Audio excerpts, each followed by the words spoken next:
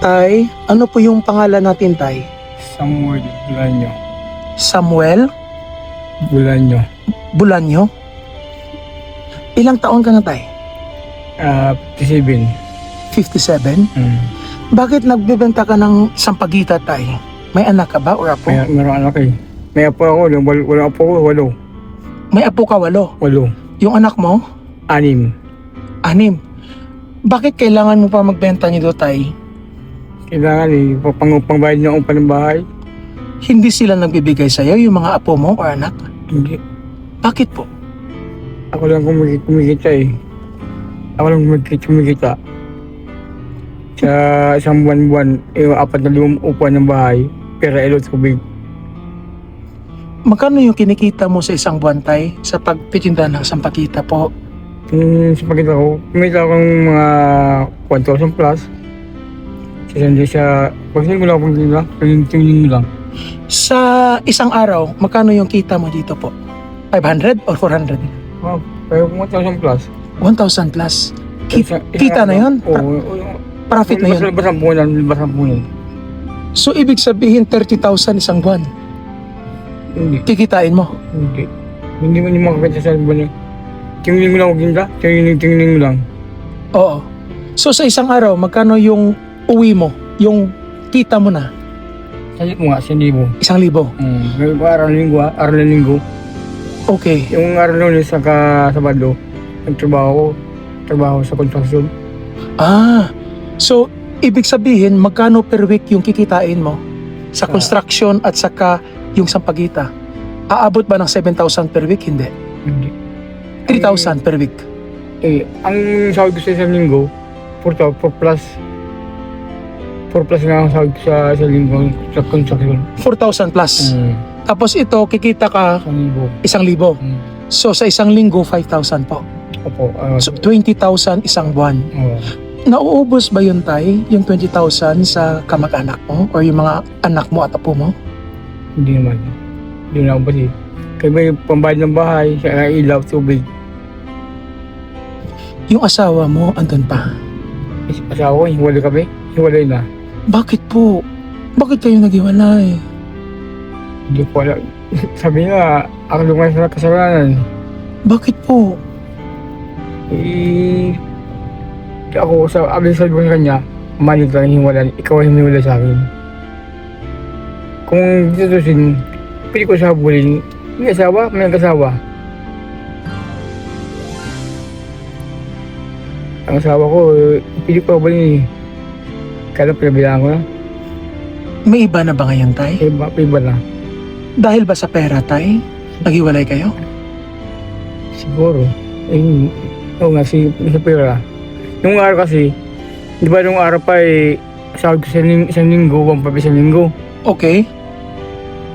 Nung pasahod ko na yung isang linggo, Sabado, wala ko na uwing pera. Okay lang, Tay. Pwede, okay lang umiyak. Okay lang. Sige, sabihin mo sa akin. Sabihin mo, Tay. Dati kasi, nasinggera ako, araw-araw lasing ako. Yung araw-araw kasi lasing ako, uwi sa bahay, gabi na, o alas 10 o alas 12 yung gabi. Yung trabaho ko, nasa Viva Lambert ako, bay sa kanto. Di mo matulong nagtrabaho sa kontrasyon. Ngayon, kontrasyon boy.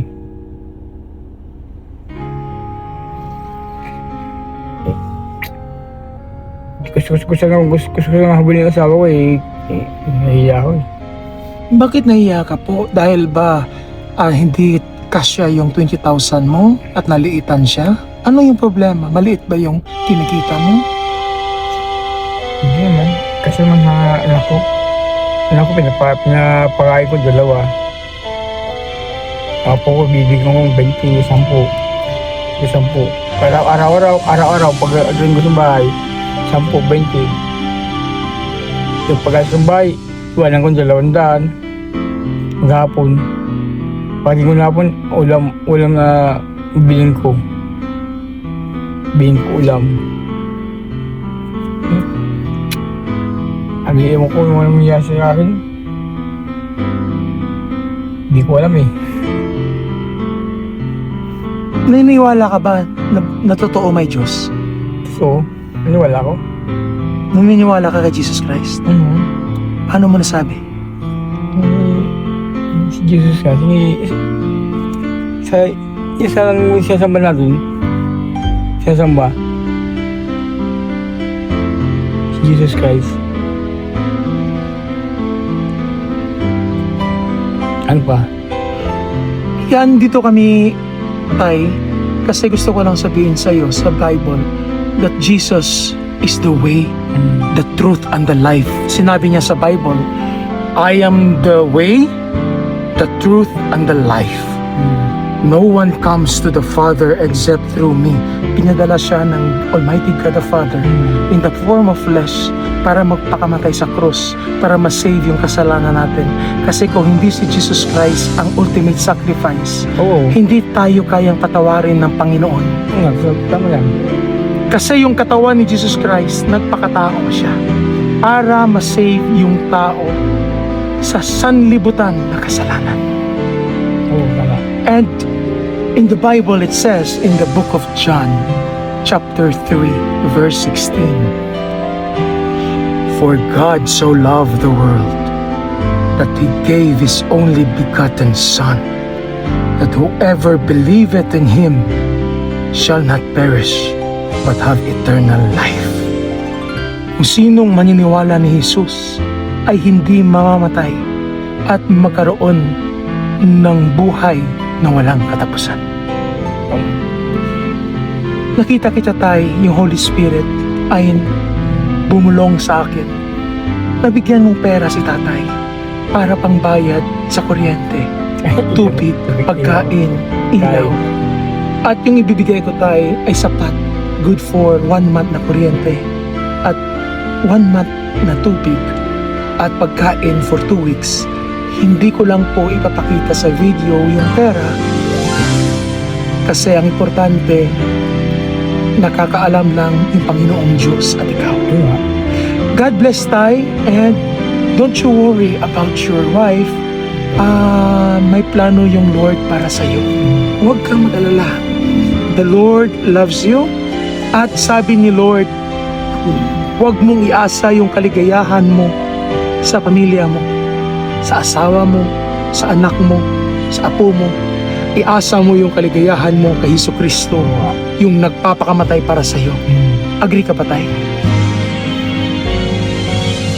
Bakit agree ka na kay Jesus lang talaga yung tunay na ligaya at saya? Agad ba? Agad nga.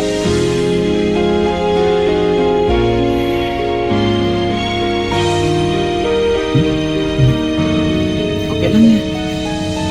Okay lang yan. Habang may buhay, may pag-asa. Salamat, Jesus Christ, sa pirang bigay sa akin. Sana pagkain namin sa pambayad sa ilaw. God bless you.